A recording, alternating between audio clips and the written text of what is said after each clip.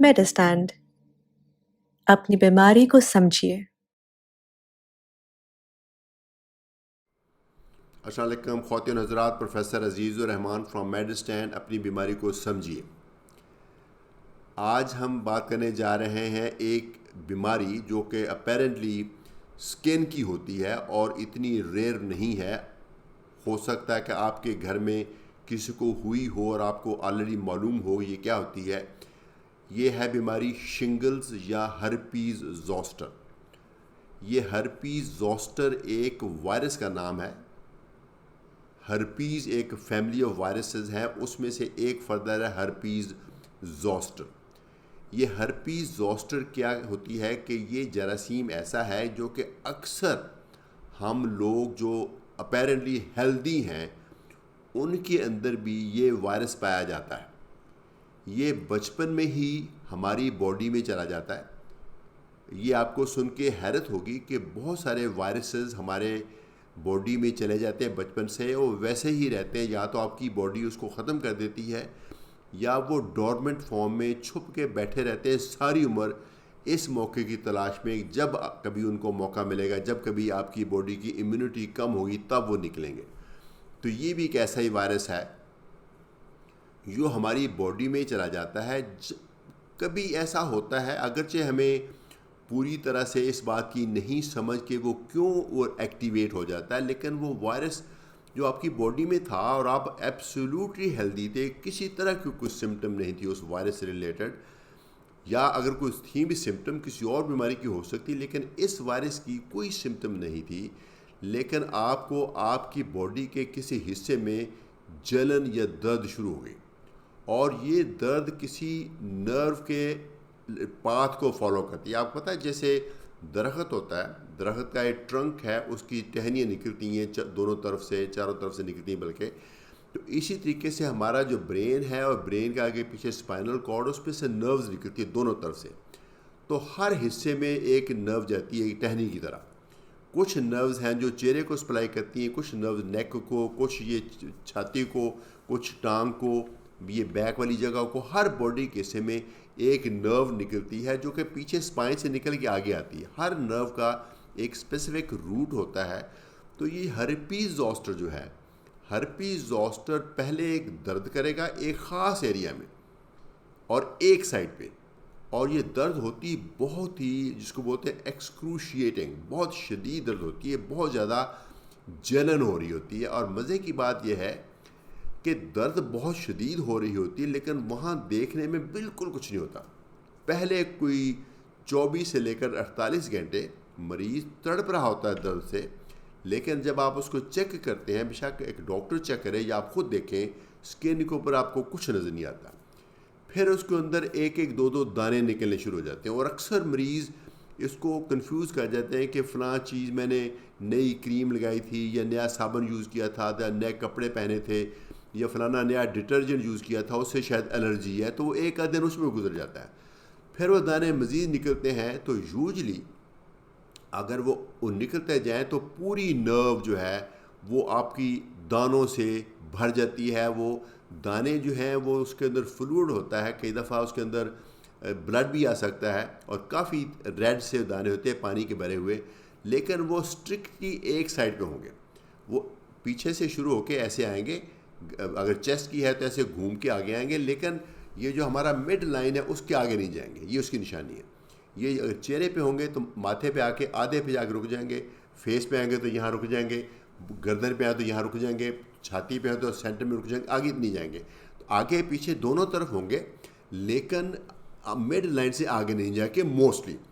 اگر کوئی بندے کا امیونٹی جو ہے، اس کا جو حفاظتی نظام بہت کمزور ہے، تو ہرپیز زوسٹر دوسری طرف بھی جا سکتا ہے، پوری باڈی کو بھی افیکٹ کر سکتا ہے، بٹ عام طور پہ ہرپیز زوسٹر ایک خاص نرو کو افیکٹ کرتا ہے۔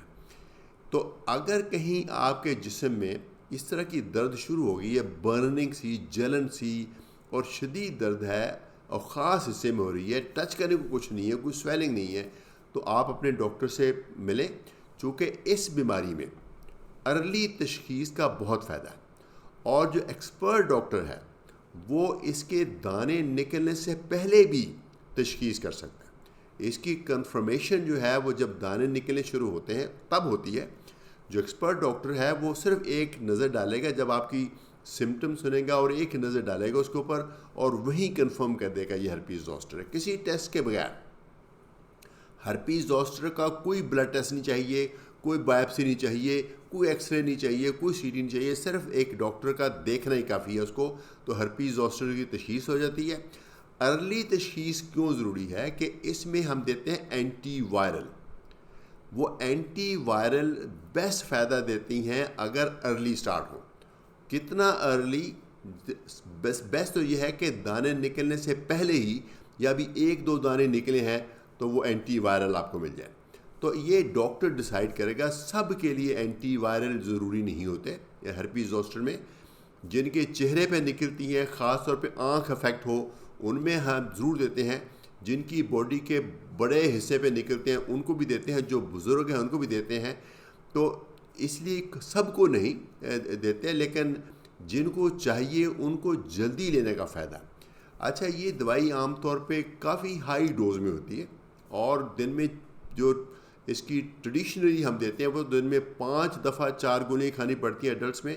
لیکن کچھ نئی دوائیاں آ گئی ہیں جو کہ 2 گولیاں دن میں 3 دفعہ کھانی پڑتی ہیں, لیکن دونوں کا کورس 5 سے 7 دن ہے.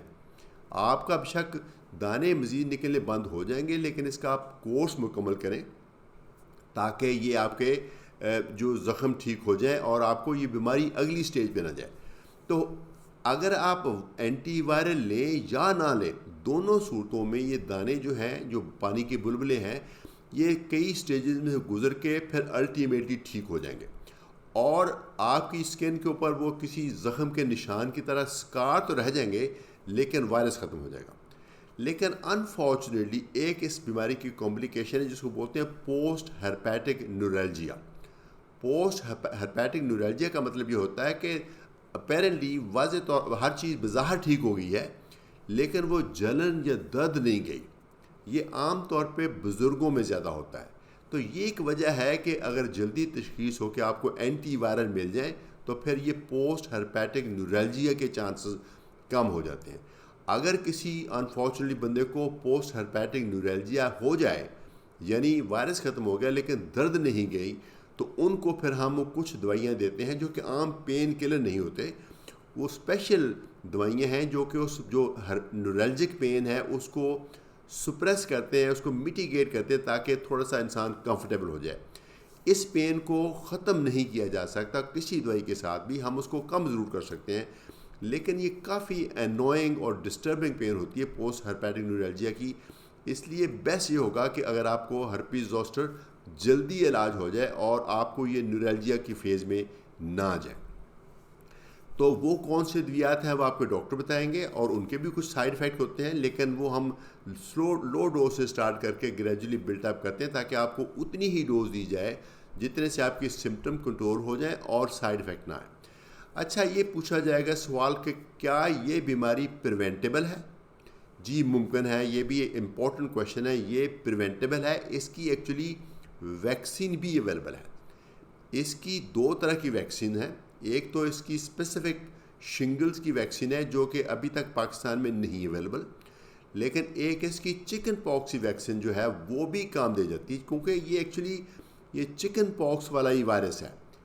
یہی وائرس جب بچپن میں کسی میں جاتا ہے جس کو امیونٹی نہیں تو یہ چکن پاکس کرتا ہے, لیکن یہی وائرس جب لیٹر جا کے باڈی میں دوبارہ سے باڈی میں سے نکلتا ہے تو یہ ہرپیز زوسٹر کرتا ہے. تو چکن پاکس کی ویکسین جو لگتی ہے اس کے 2 ٹیکے لگتے ہیں, ایک پہلے لگتا ہے پھر 1 مہینے کے بعد لگتا ہے. تو وہ لوگ جو یہ ہرپیز زوسٹر کی پریونشن چاہتے ہیں, جو کہ میں سمجھتا ہوں کہ اکثر جو ڈائبیٹک اور 50-60 پلس ہے, میرے خیال میں ان کو کنسیڈر کرنی چاہیے. یہ شنگل جو ہیں جو ہرپیز زوسٹر ہے وہ موسٹلی جان لیوا نہیں ہوتی, موسٹلی کوئی پرماننٹ ڈیمیج نہیں کرتے. یہ تکلیف بہت ہے ویسے اس کی, کچھ لوگ بالکل تڑپ جاتے ہیں اس سے.